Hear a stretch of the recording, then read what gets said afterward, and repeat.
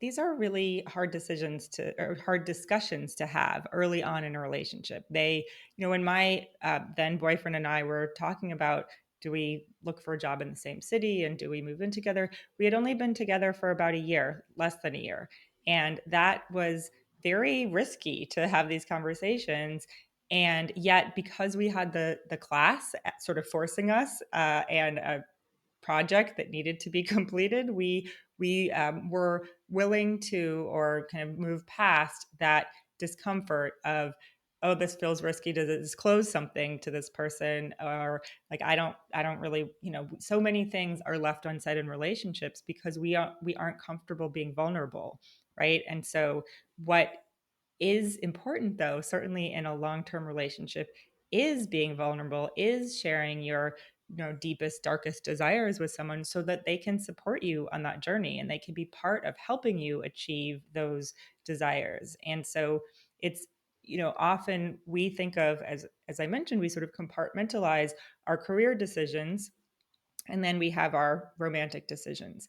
And the truth is that um, your career decisions are very much dependent on the person that you end up with long term for life. Because if they aren't willing to move to a new city, for example, if you get a job offer that you're interested in, if they're not willing to, if you decide to have children, if they're not willing to or don't want to be an equal partner in raising those children and running a household, it has very, very significant career implications. And it's very hard to know that before you have children, before you have this life together.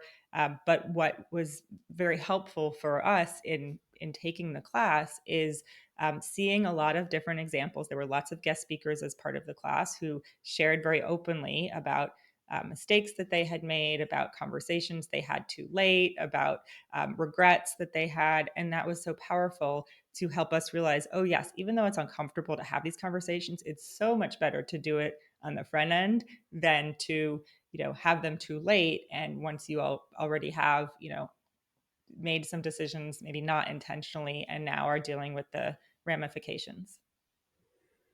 Yeah, I suppose if you allow yourself to get caught up too emotionally and it's like a runaway train without actually having the discussion on, okay, where are we actually going? Where's the vision for this? And being on the same page in terms of where you want to live, what you want to do, that's the situation that you're almost describing there. We can get a little bit stuck.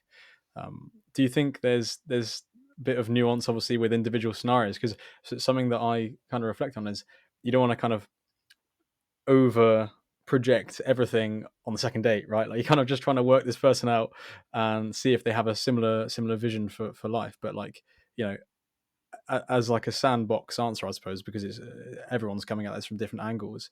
Is there a certain thing you should look for in terms of, okay, this person have a bit more of a serious conversation versus this person doesn't really want the same things?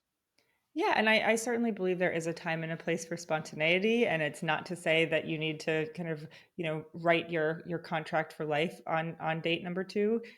But I do think that there are natural times in a relationship where it does make sense to start to have these conversations. So, for example, before you go on a trip together on a holiday, right? That's a time where it might make sense to actually have a conversation about money, because often in the early stages of a relationship, either both people pay for themselves or one person covers both, but you're not really talking about larger financial implications. Well, if you decide to tether your life to someone, obviously there are major financial implications. So somewhere between date number two and when you walk down the aisle, if you do decide to get married, you should have a conversation about money. And travel is a natural forcing function, right? To say, okay, we need to decide where we're going to stay. We need to decide, what level of um, restaurants we're going to eat at. Are we going to just go grab food at the local pub, or we want to have some nicer meals? And how do we approach that? So that can be, there are these natural places, again, probably before you feel ready, but that can be introductions to the types of conversations that you end up having over and over as you build a life with someone.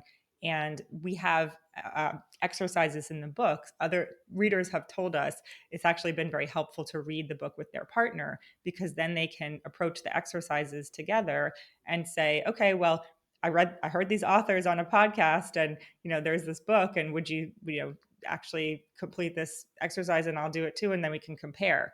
And that can be really helpful as a just as an entree into some of these conversations. Because what my co-author has said, and I think this analogy really resonates, a lot of these conversations feel like you're standing on the edge of a very tall diving board, and you're like not quite, you have that feeling in the pit of your stomach, you're like, I don't know if this is the right time to bring it up.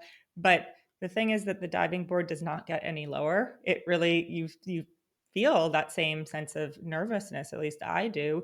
Now after 14 years, it's diminished a bit. You build the muscle to have these types of conversations, but the diving board isn't getting any lower, so you might as well take the leap. And if the person responds positively and is, interested in having these conversations, that's a good sign. If they're resistant, or like, why are we talking about money, like that's not important right now, or like that's kind of a flag of like, well, say more about that, why is that not important? And then you start to maybe pull out some of the assumptions that they have. I mean, we all have money stories, and you'll appreciate this as a student of psychology, right? How we were raised has significant implications on how we view financial, material goods, wealth, and our experiences really shape us in our own decision making. And so, even the act of telling someone about your own experiences can be very revealing and actually help strengthen a relationship.